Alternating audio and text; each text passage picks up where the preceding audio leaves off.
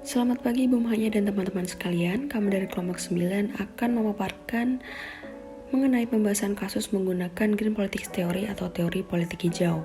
Sebelumnya, perkenalkan anggota kelompok kami yang terdiri hanya dari 2 orang, yaitu Sabatial Karen Karisma Putri dengan NIM 151200031, lalu Ratu Dilma Damayanti dengan NIM 151200088.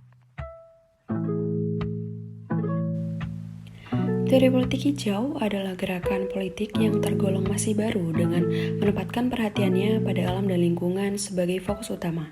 Pada awalnya, kajian politik hijau mengacu pada masalah yang terkait pada distribusi keadilan, demokrasi, dan sustainability development yang berhubungan dengan lingkungan, di mana hal inilah yang banyak diabaikan oleh teori klasik. Teori politik hijau berfokus pada krisis lingkungan dengan menggunakan cara mengekspos wilayah yang kekurangan sumber daya alam. Tujuannya adalah untuk membuka wawasan dan kesadaran bahwa isu lingkungan dan krisis sangat perlu diperhatikan agar dapat menciptakan masyarakat yang adil dan sejahtera. Asumsi dasar yang pertama adalah lebih memberi penekanan pada lingkup global daripada lingkup internasional. Yang kedua, pemikiran teori hijau mengalami perkembangan dari pemahaman implisit perilaku manusia yang dinilai tidak sinkron. Yang ketiga, pemikiran teori hijau memberi penekanan pada praktik modern yang didukung oleh sistem kepercayaan filosofis dari antroposentris yang menyebabkan permasalahan krisis lingkungan. Pembahasan kasus. Indonesia merupakan negara berbentuk kepulauan yang juga dikenal sebagai negara maritim karena wilayah perairannya lebih luas dibanding wilayah daratannya. Maka sebanding juga dengan luasnya perairan di Indonesia yang pastinya akan mengandung banyak hasil sumber daya alam di wilayah laut dan perairan.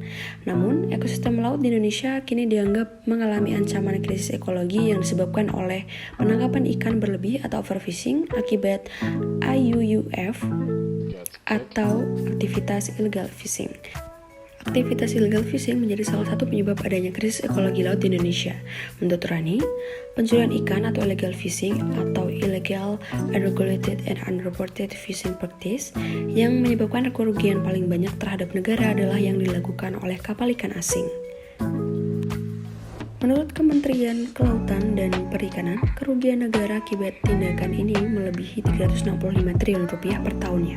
Kapal-kapal asing yang melakukan tindakan ini kebanyakan berasal dari negara-negara tetangga Indonesia, seperti Malaysia, Vietnam, China, Myanmar, Thailand, dan Filipina. Para aktor lintas negara yang menjadi pelaku illegal fishing di Indonesia menandakan hal ini sebagai kejahatan transnasional. Tindakan ini mengakibatkan kerugian bagi Indonesia secara ekonomi maupun krisis lingkungan. Terdapat beberapa hal pula yang menyebabkan Indonesia mengalami krisis ekologi laut akibat aktivitas illegal fishing, yaitu yang pertama adalah overfishing yang menyebabkan penurunan stok ikan, yang kedua penggunaan alat tangkap ikan yang merusak laut. Terkait penanganan illegal fishing, hal ini sudah diatur pada level nasional dan internasional.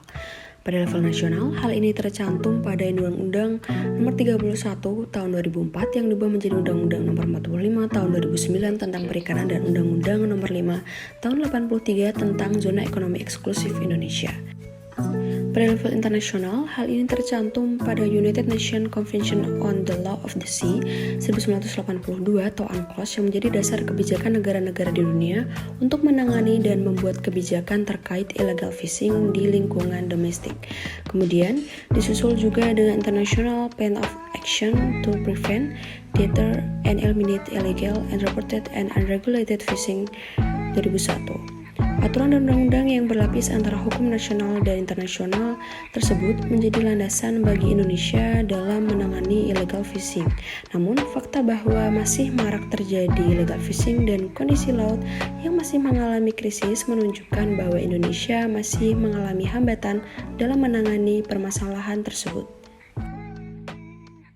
Berikut adalah gambar grafik illegal fishing di Indonesia dari tahun 2005 sampai tahun 2012.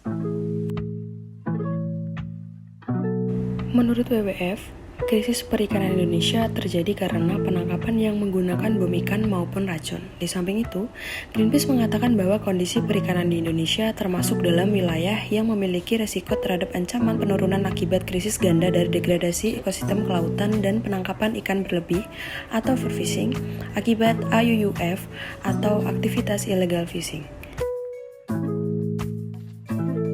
Berikut adalah tabel kerugian ekonomi akibat tindakan illegal fishing. Illegal fishing tentunya memiliki dampak buruk bagi ekologis. Kerusakan terumbu karang diakibatkan dari penangkapan ikan dengan alat dan bahan kimia yang dilanggar. Penggunaan alat yang berbahaya serta tidak ramah lingkungan tersebut akan membunuh biota laut sehingga ikan-ikan yang seharusnya tidak ikut ditangkap menjadi mati. Populasi ikan lama-kelamaan akan menjadi sedikit, terlebih penggunaan alat tangkap dengan skala besar yang akan mengganggu keberlangsungan perikanan. Illegal fishing sudah mengakibatkan kerugian material dan non-material bagi negara. Penyelesaian masalah illegal fishing sangat memerlukan upaya keberlanjutan karena tidak cukup bila hanya bergantung pada agenda yang diwacanakan pemerintah. Hal ini salah satunya dapat ditempuh melalui cara pandang Green Politics Theory atau GPT dengan menggunakan konsep ekosentrisme. Dalam pandangan ekosentrisme, GPT akan memberikan jaminan kelestarian lingkungan hidup, di mana hal ini merupakan aspek dasar dalam menentukan arah pembangunan. Pandangan ini memiliki target utama pada upaya pelestarian lingkungan hidup meskipun upaya pembangunan juga tetap dilakukan. Maka dari itu, cara pandang ekosentrisme dinilai merupakan upaya yang tepat dalam menangani illegal fishing di Indonesia. Hal ini perlu menjadi fokus pemerintah yang perlu untuk menentukan cara pandang yang baik serta searah agar penyelesaian permasalahan illegal fishing dapat berjalan dengan efektif dan menimbulkan hasil yang baik. Dapat ditarik benang merah bahwa menentukan pandangan yang baik dan searah menjadi hal yang sangat penting dalam menyikapi sebuah fenomena. Dengan menggunakan pandangan Green Politics Theory, permasalahan illegal fishing di Indonesia dapat diupayakan penyelesaiannya terlebih dengan menggunakan konsep ekosentrisme. Dengan ini, cara pandang Green Politics Theory dapat memberikan solusi untuk penanganan krisis lingkungan laut di Indonesia karena menggunakan gagasan yang ekosentris diharapkan tetap mampu menjaga konsistensi ekologis perairan Indonesia meski rezim pemerintahan yang akan silih berganti. Terima kasih dan sekian dari kelompok kami. Apabila ada kesalahan, kami mohon maaf. Wassalamualaikum warahmatullahi wabarakatuh.